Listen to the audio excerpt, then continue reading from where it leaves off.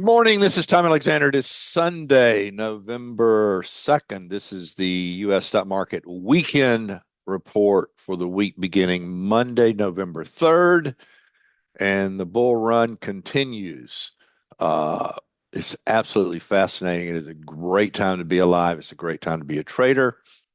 Uh, I think the entire world is looking for a top. Be a trader. Don't be a top or bottom picker. Now, the reality is, it's hard not to look at this thing and go, oh, wow, we're quote unquote overbought. But I'm going to show you some stuff in just a minute that will hopefully, be a reality check when you're thinking about what is overbought. You can never really define overbought or oversold except in hindsight. So, again, if you are a trader, you really can't think in those terms. Uh, let's just dive right into the charts here. Fascinating, fascinating times. Let's see here. Okay, so we're going to start with the SPX. Let me make sure we're starting. Yes, okay. This is a monthly chart of the SPX. And, this is just for perspective. This was the April low, and this is last week's high. We're up 43% in this time frame. Now, there are other time frames where we've been up this much, but there are not. I can't find other time frames where in parsing out, defining time on this monthly basis that the SPX and NDX in particular have been this vertical. This is not. I mean, this is a vertical move.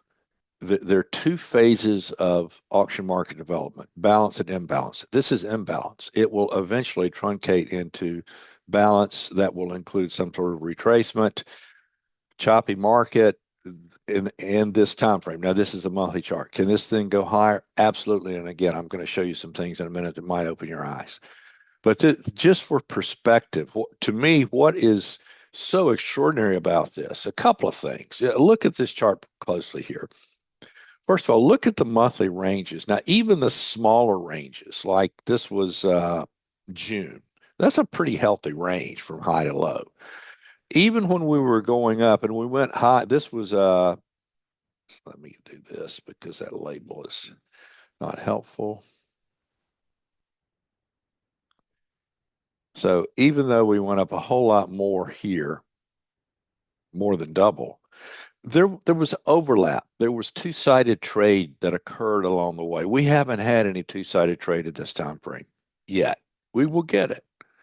Now, is it going to be when we're up 80%, 60%, 44%? I don't know, but this is not normal. You can go back, look, here's another example. We were up 37% here. This was an extraordinary move.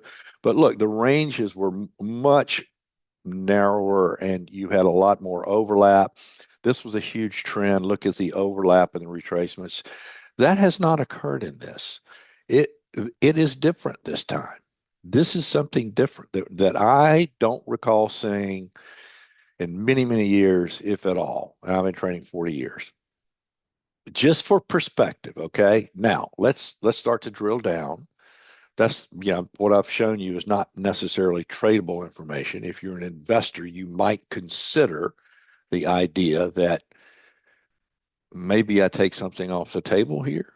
But again, that's a personal decision. I don't give trading advice. Uh,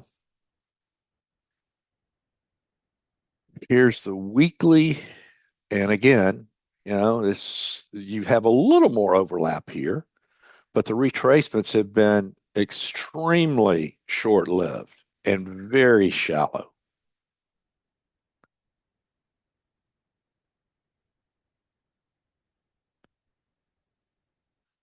In the range of 3%. It's been very consistent. I talk all the time when we're in the live trade room during the day, and this is true across all time frames, even intraday, and this is a weekly chart. Trends tend to have a personality where they will pull back a roughly equal amount as long as that particular trend is in effect. You see that here on the weekly chart. All right, let's go down to a daily. Okay, here we go. Now, again, in all time frames, this thing is super vertical. This we had some time spent here, a little bit of time spent over here, but for the most part, the corrections have lasted hours. This was a multi-hour. The range, the downside range, was over in a few hours. Same thing here, over in a few hours. This took 3 days. This was a veritable bear market over here. But yeah, can this thing go higher? Absolutely. What is resistance to the upside? There isn't any. There is no resistance above recent highs. Again, if you want to say what's resistance, well, it's last week's high. Above there, there's no resistance.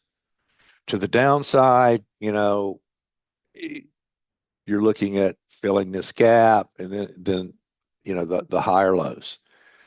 Okay, let's take a look at the NDX. Now, this is something I don't know if I sent this out in the special report or if this was a member update, but regardless, I'm talking. I do a lot of this to compare just for perspective what's going on. This was a 10% move, but it was pretty choppy and overlappy. You had intraday rotation, day-to-day rotation. This was a more vertical move. And then this last move until the high last week was another vertical type of move. So we'll see what pattern holds going forward. But again, above this level, there is no resistance. Since this summer, this was a 9% move. This was about an 8% move. This would be about an 8% move if we go higher here. This is just back of the napkin scribbling, but it's at least as valid as all this magic number stuff everybody wants to use. Okay, let's take a look at some of these other indices. Here's the equal weight S&P is showing some relative weakness. Now, this is a giant balance area, and I put this in the written report. By the way, if you're finding value in this, please like, subscribe, hit the notification bell. It helps with the algorithm. It helps me grow the channel, which I'm trying to do. Now, also, you can go to alexandertrading.com, click on weekend update. You can click on today's date. You can get a PDF that has all these charts in it. You can also go back and look at previous weekend updates going back a couple of years just to see if I know what I'm talking about or not. Here's the Dow. Similar view, but we're in distribution to the upside. Russell, again, it's in balance. Now let's take a look at internals. Now this is breadth. This has been fairly useless, and I've described this over and over. In bull trends, that this tends to not work well at all, and it certainly has not worked well in this bull market. At some point, it will become more relevant. It's not really relevant now. Now let me give a longer. Let's have a longer discussion about breadth. If you look at, and I put this in the report. I'm not going to show it here because I don't know where I have it, but the NYSE cumulative advanced decline line hit a new all-time high last week. So is that a healthy market? Well, as I have said in past months, it has continued to hit higher highs, the all-time, the cumulative advanced decline line. I don't recall, in my experience of 40 years, a bull market ending within a few days of the NYSE cumulative advanced decline line hitting new all-time highs. I don't recall that happening. However, you can also say, well, that's only one measure of market strength. It's only one measure of market breadth. And I would agree with you. We have incredible disparity created by the magnificent 7, 8, 9, 10, 11, 12, whatever you want to number, whichever basket of stocks you want to use, that is so grossly outperforming everything else. It bases the other indices, whether it's the S&P, whether it's the Russell, whether it's the New York Composite, those 12 stocks uh, are outperforming at a historical level. I don't think even in 1998, 1999, I think the stocks that were similar then that were driving that, I don't think the difference between those stocks and the indices then were as great as we're seeing now. If I'm wrong, it's not by much. Uh, so you can say, well, gee, Tom, what about that? And my response would be, yeah, you have to look at that. Now let's look at something else, though. Okay, let's look at something else. This is what I think. This is an important perspective, something to keep in mind. Let's go back to the NDX.